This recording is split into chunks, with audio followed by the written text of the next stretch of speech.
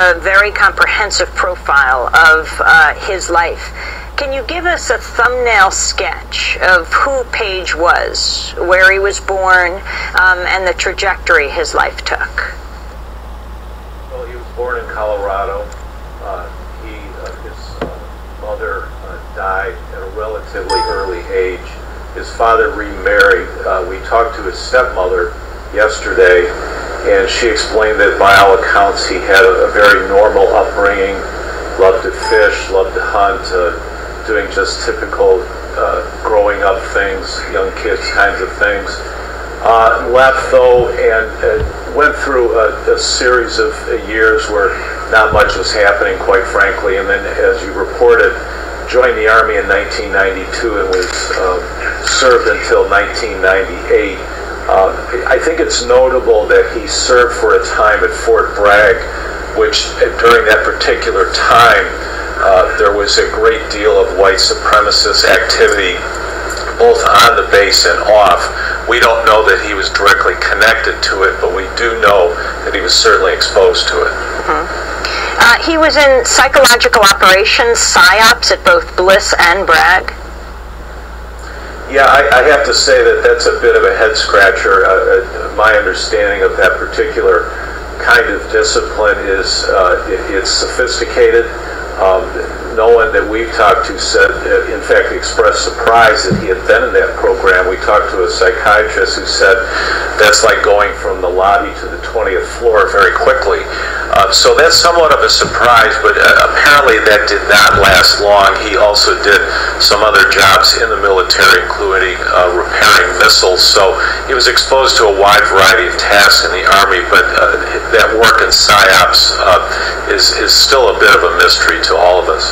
And of course, PSYOPs, if you could explain what it is for people to understand.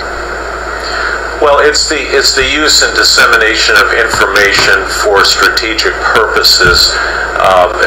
We're not necessarily learning what specifically he did there, but it's essentially about manipulating information.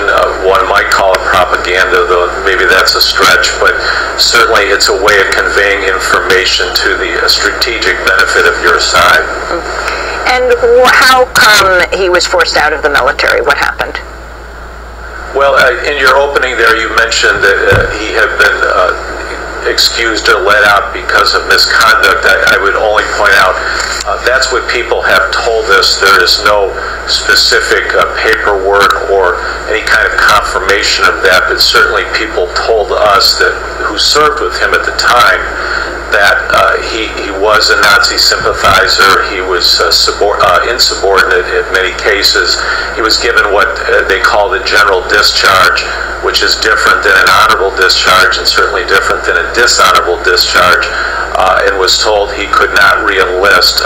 The FBI has seized those records, so we're not able to find out more information about that. So, according to Oak Creek Police Chief John Edwards, in 1998, he was given a general discharge, a cut below honorable.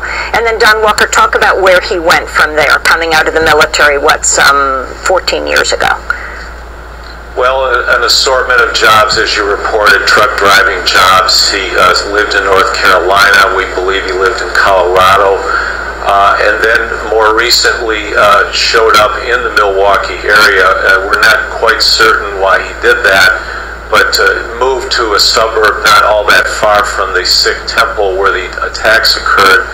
Again, jobs somewhat menial, third shift factory work, that sort of thing. He had very few belongings, moved around, moved in with a girlfriend who had a child. Many of his neighbors that we spoke with yesterday